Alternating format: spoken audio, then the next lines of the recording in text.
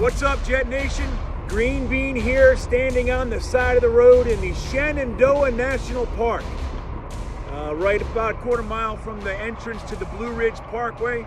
A real pretty spot I wanted to show you, but I'm actually driving over this mountain. I'm at the top here, and I was thinking to myself, what a great metaphor for what's it gonna take to get the Jets over the mountain.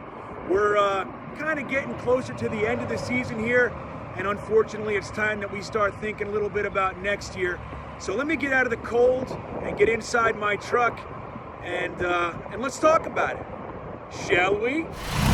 So it looks like Gase is going to stay around. So I think the way that we have to look at it is what's going to give this guy the best chance to succeed. Obviously, Sam Darnold is our quarterback. I believe in him wholeheartedly. I'm a little bit wishy-washy on Gase, but he's going to be here. And if he's going to be here, I want to give him the best chance to succeed. That's the way I see it. So what do we have to give us the best chance to have a fruitful offseason? I'm really getting tired of the big splash free agent thing. I think we should have learned our lesson by now. Hopefully Joe Douglas has seen that and has a different philosophy. That's what I'm hoping. I'm really done with these Trumaine Johnsons and everybody else. So here's a couple guys that were talked about as far as trading goes. I'm really into the idea of considering a trade for Quinnen Williams. Truth is, I like the guy. I like him a lot. I like his personality, and I honestly think he's going to be a beast in this league. I do. I think that if he can learn to friggin' tackle, once he breaks through the line of scrimmage, he might, it might happen a little bit sooner. But I think that he's raw, and he's going to definitely be something. He's going to be a force in this league, and I like him.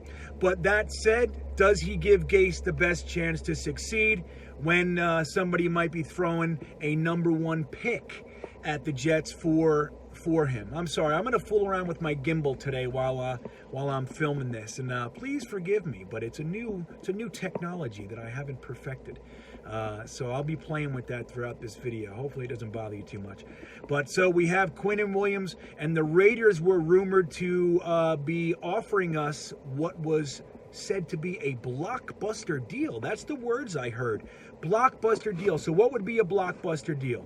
A one at least, right? It's got to be a first-round pick. So let's just say they're going to throw a first-round pick at Quinnen Williams. We couldn't get the trade in by the trade deadline, but that doesn't mean that they won't be interested. We just couldn't nail down all the details, and I think they'll still be interested, and the Jets go ahead and take that number one pick. Maybe there's a sprinkle or two more, but let's just say it's a first-round pick. So now we got the Raiders, let's mid-teens, early teens for them this year. This coming draft. So we get their picks. Now we have 2 first-round picks, and we've given up Quinnen Williams. Another one is Le'Veon Bell. Le'Veon Bell, no matter what you want to say or think or whatever, it's clear that Adam Gase either doesn't know how to use this guy or doesn't want to use this guy. Some people say he's toast. Guys like Tom Shane on the board have been pining that Le'Veon Bell is just old and done. I don't necessarily agree with that, but it doesn't matter if he's done or if Gase just doesn't know how to use him or doesn't like him, because the results are identical. So no matter which version of that is the truth, Le'Veon Bell is not a good fit right now. And maybe it's the O-line. There was a stat that came out that the Jets running backs are getting hit sooner than every other running back in the league. And maybe that's the issue. Clearly it's hard to run, but then you give the ball to Bilal Powell and he seems to be doing a little bit better. Maybe it's the running style. I'm not really sure there. That's what I think it is, but who knows. So let's just say that Gase doesn't know how to use Bell or doesn't want to use Bell or whatever the hell it is. So let's accept the rumored trade. I heard that there were a couple of trade offers, one by the Steelers. And let's just say we're going to get a number 2 pick. We're not getting a first-round pick for Le'Veon Bell. So let's just say for argument's sake that we get a number 2 pick. Do you take it? I wouldn't if it wasn't Gase. I wouldn't. I think Bell hey, we already have him. He's under contract, $13 million. It's not that bad. considering, and I would love to have him. I just think we're underutilizing him. So we take the number 2 pick so Gase can get his guy. Remember, we're trying to get Gase and Sam the best opportunities to succeed. And if he's not going to use Bell, then why have Bell? If you can get a number 2 pick for him, give it to Joe Douglas and let's see what he does. So now we have 2 first-round picks and a second-round pick, but we have no Bell and no Quinnen Williams. It's not so bad, really. Now we have a bigger one. We got Jamal Adams. Here's the thing. I'm not letting Jamal Adams go. I think he's the all-around best defensive player we've had on the Jets in recent memory. And maybe, let's just say recent memory. I don't want to start too much baloney. So let's say I'm not letting him go for less than 2 firsts. I'm not. Maybe I would consider a first and a second and a third, something like that. Maybe a first this year, a second the next 2 years. I don't know, something like that. But I would think 2 first-round picks is what it's going to take for me to get it done. Somebody like Jerry Jones is exactly the type of guy that would pull that off.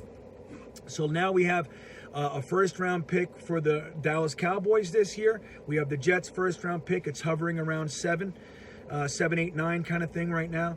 And we have the Le'Veon Bell number 2 pick. Oh, and another first-round pick for Quinnen Williams. Now you have 3 first-round picks and a second, and 2 first-round picks and 2 third-round picks. What do you think of that?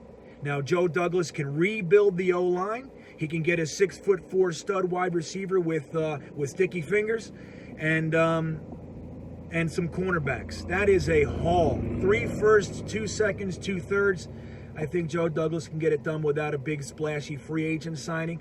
And I got to say, if that was the scenario that was on the table, I'm going for it. I'm giving Joe Douglas the ability to stock Adam Gase and Sam Darnold with whatever it is they think they need for this offense to succeed. Greg Williams with a couple cornerbacks, even minus Jamal Adams. I think a couple cornerbacks, solid cornerbacks, could have had more impact than Jamal Adams this year.